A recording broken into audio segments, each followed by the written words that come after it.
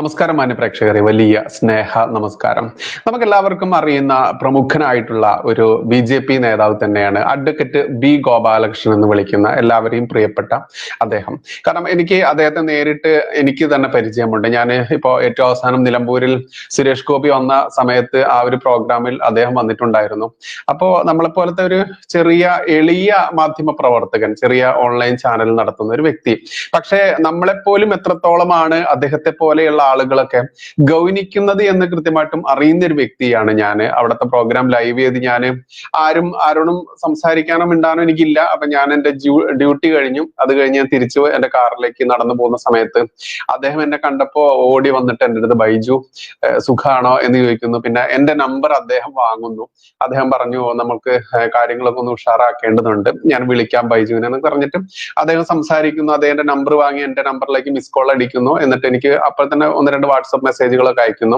ഇത്തരത്തിലുള്ള ഒരു എളിയ നേതാവ് കൂടിയാണ് അഡ്വക്കേറ്റ് B ഗോപാലകൃഷ്ണൻ സാർ. അതേപോലെയുള്ള ക്വാളിറ്റി എല്ലാ നേതാക്കന്മാർക്കും ഇത്തരത്തിലുള്ള എളിയ ആ ഒരു സ്വഭാവം കിട്ടിക്കൊള്ളണമെന്നില്ല.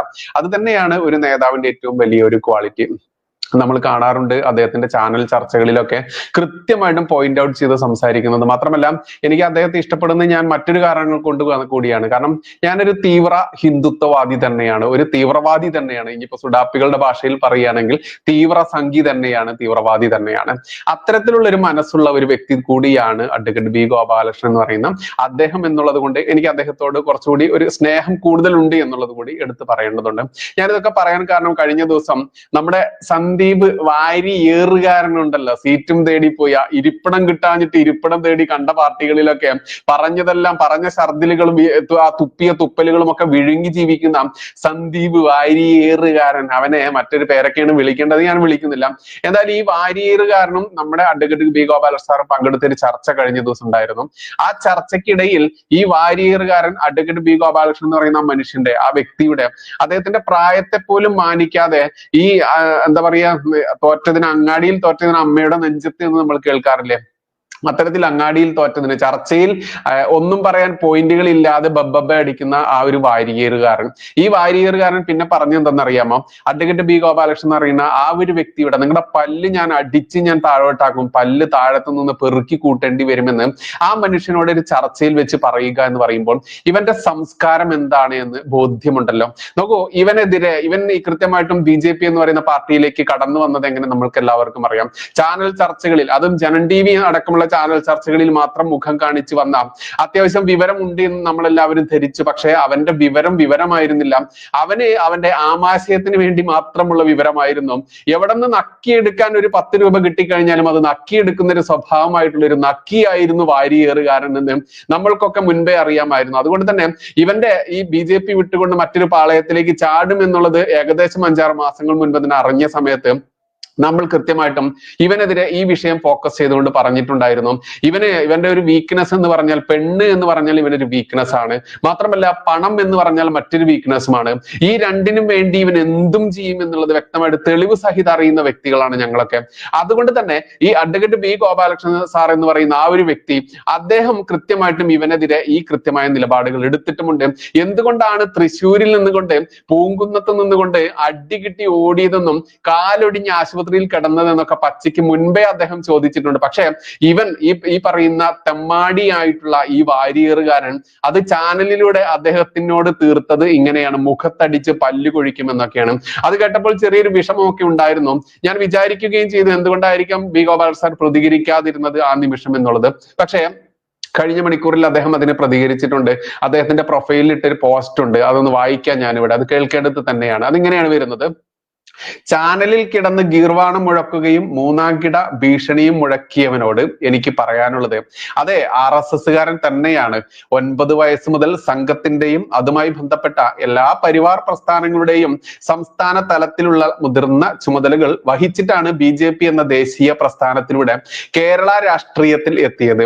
1981 തൃശൂർ കേരള വർമ്മ കോളേജിൽ SFI കൊടികുത്തിവാണ കാലത്ത് സഖാക്കളുടെ ഭീഷണികൾ വകവെക്കാതെ തെരഞ്ഞെടുപ്പിൽ മത്സരിച്ചതിന്റെ പേരിൽ എന്റെ കാലുകൾ കുട്ടി സഖാക്കൾ തല്ലി തകർത്തിട്ടും പിന്തിരിയാതെ ചരിത്രത്തിൽ ആദ്യമായി തൃശൂർ കേരളവർമ്മയിൽ ABVP എന്ന ദേശീയ വിദ്യാർത്ഥി സംഘടനയ്ക്ക് ഏറ്റവും ഉയർന്ന ഭൂരിപക്ഷത്തിൽ എന്നെ വിജയിപ്പിച്ച ചരിത്രമാണ് ഉള്ളത്.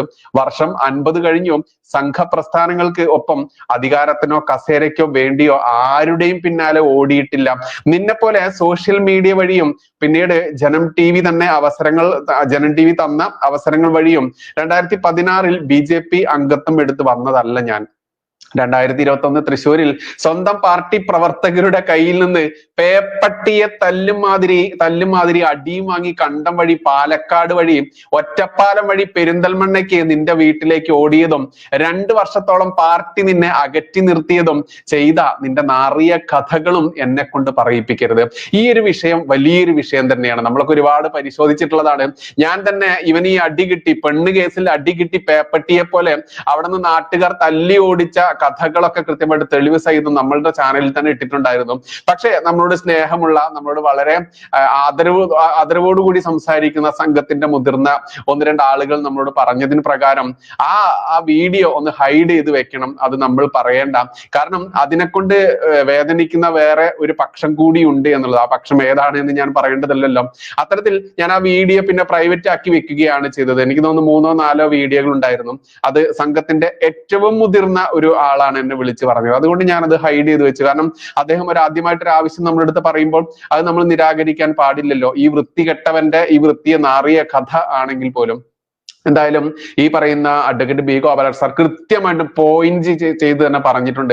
തൃശ്ശൂരിൽ സ്വന്തം പാർട്ടി പ്രവർത്തകരുടെ കയ്യിൽ നിന്നാണ് ഇവന് പെണ്ണ് കേസിൽ അടി കിട്ടിയത്. മറ്റൊന്നുകൊണ്ടല്ല, ഒരു കുടുംബ പ്രശ്നം തീർക്കാൻ വേണ്ടി ഇവനെ മീഡിയേറ്റർ ആയിട്ട് വെക്കുന്നു.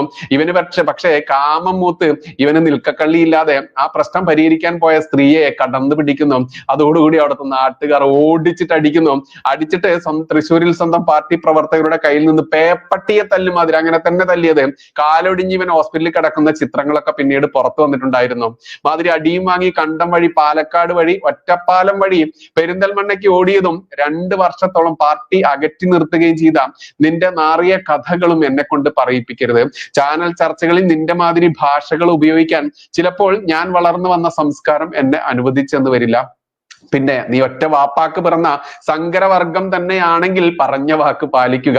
നീ പറയുന്ന സ്ഥലത്ത് പറയുന്ന സമയത്ത് ഞാൻ വരാം. ഇതാണ് അദ്ദേഹത്തിന്റെ വെല്ലുവിളി ഏറ്റെടുത്ത് പറഞ്ഞത്. മറ്റൊന്നുമല്ല, അഡ്വക്കേറ്റ് B ഗോപാലകൃഷ്ണൻ സാറിന്റെ പല്ലടിച്ചു പൊഴിക്കുമെന്നാണ് ഇയാൾ ചാനലിലൂടെ ഒരു ഭീഷണി മുഴക്കിയത്.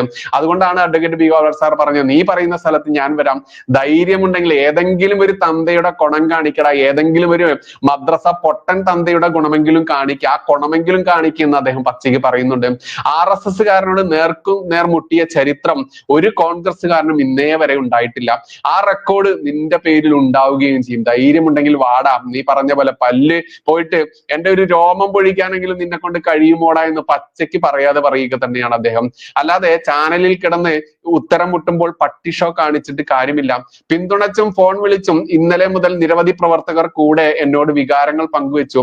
പരിവാർ പ്രസ്ഥാനങ്ങളുടെ സോഷ്യൽ മീഡിയ പ്ലാറ്റ്ഫോം വഴിയും എല്ലാം നിങ്ങൾ തരുന്ന പിന്തുണയ്ക്ക് ഹൃദയത്തിൽ നിന്ന് 1000 നന്ദി. നിങ്ങൾക്ക് എനിക്ക് തരാൻ ഒറ്റ വാക്ക് മാത്രമേ ഉള്ളൂ. ആശയങ്ങൾക്ക് വേണ്ടി ജീവിക്കുന്നവനാണ് അവസാനം വരെ ഈ പ്രസ്ഥാനത്തെ നെഞ്ചോട് ചേർത്ത് നിങ്ങൾക്കൊപ്പം ഉണ്ടാവുകയും ചെയ്യും. സ്നേഹപൂർവ്വം അഡ്വക്കേറ്റ് B ഗോപാലകൃഷ്ണൻ, BJP സംസ്ഥാന വൈസ് പ്രസിഡന്റ്. നോക്കൂ, ഈ പറയുന്ന പെണ്ണുപിടിയനെ കുറിച്ച് കൂടുതലൊന്നും ഞാൻ പറയുന്നില്ല.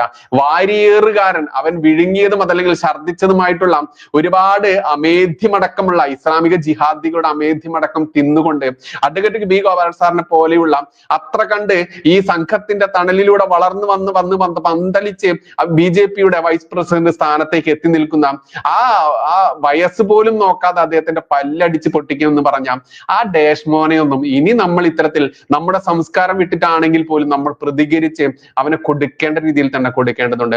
അതുകൊണ്ട് കാലൊടിഞ്ഞ കഥകൾ ഇനിയും കൂടുതൽ വലിച്ച് എഴപ്പിക്കരുത് എന്ന് മാത്രമേ ഈ വാരിയേറുകാരനോട് പറയാനുള്ളൂ. കോൺഗ്രസ് എന്ന് പറയുന്ന പ്രസ്ഥാനത്തിലേക്ക് അങ്ങോട്ട് ചെന്നപ്പോഴേക്ക് അവനെ വാരിപ്പുണർന്ന് ഇസ്ലാമിക ജിഹാദികൾ അവന്റെയൊക്കെ അമേധ്യം തിന്നാൻ കൊടുത്തും ആസനം നക്കാൻ വേണ്ടിയും ഏൽപ്പിച്ചിട്ടുണ്ടെങ്കിൽ അത് നീ അമേധ്യം തിന്ന് ആസനം നക്കി ജീവിക്കുക. അല്ലാതെ BJPയുടെയും സംഘത്തിന്റെയും നേതാക്കൾക്കെതിരെയോ മറ്റാർക്കെതിരെയോ നീ വന്നിട്ടുണ്ടെങ്കിൽ ഇതേ ഭാഷയിൽ തന്നെയായിരിക്കും, ഇതേ രീതിയിൽ തന്നെയായിരിക്കും നിനക്കുള്ള പണികളും നിനക്കുള്ള വാക്കുകളും എന്ന് പച്ചയ്ക്ക് പറയേണ്ടതുണ്ട്. നന്ദി, നമസ്കാരം. ജയ് ഹിന്ദ്, ജയ് ശ്രീറാം.